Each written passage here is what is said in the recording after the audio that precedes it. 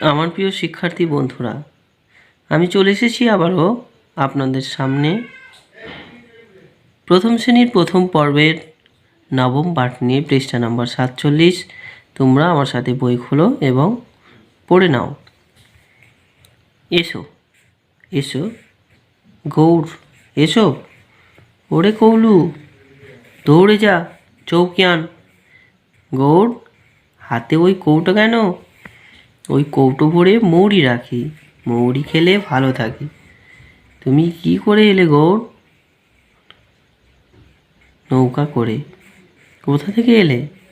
গৌরীপুর থেকে। পৌষ মাসে যেতে হবে গৌহাটি। গৌর বা গৌর, গৌর, জানো ওটা কি পাখি?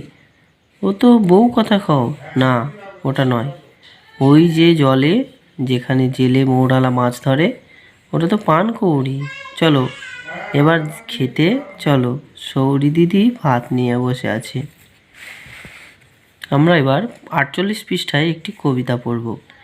নদীর ঘাটের কাছে নৌকো বাঁধা আছে, নাইতে যখন যাই দেখি সে জলের ঢেউ নাচে। আজ গিয়ে সেইখানে দেখি দূরের পানে, মাছ নদীতে নৌকা কোথায় চলে ভাটার টানে।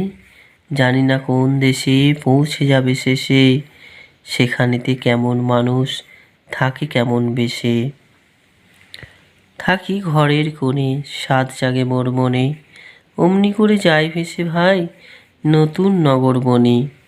দূর সাগরের পাড়ে জলের ধারে ধারে, নারিকেলের বনগুলি সব দাঁড়িয়ে সারে সারে।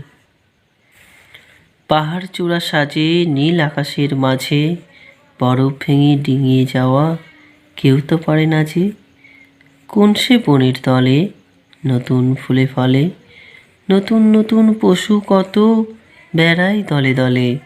কত রাতের শেষে নৌকো যে যায় ভেসে, বাবা কেন আপিসে যায়, যায় না নতুন দেশে। ধন্যবাদ। যদি আমার এই পাঠটি ভালো লাগে, আমার চ্যানেলটি সাবস্ক্রাইব করবেন, পাশে থাকবেন, বেল আইকনটি দাবিয়ে দেবেন। যদি কোনো কিছু জানার বা কোনো কিছু ভুল ত্রুটি হয়ে থাকে, কমেন্ট বক্সে অবশ্যই কমেন্ট করবেন। ধন্যবাদ। শুভরাত্রি।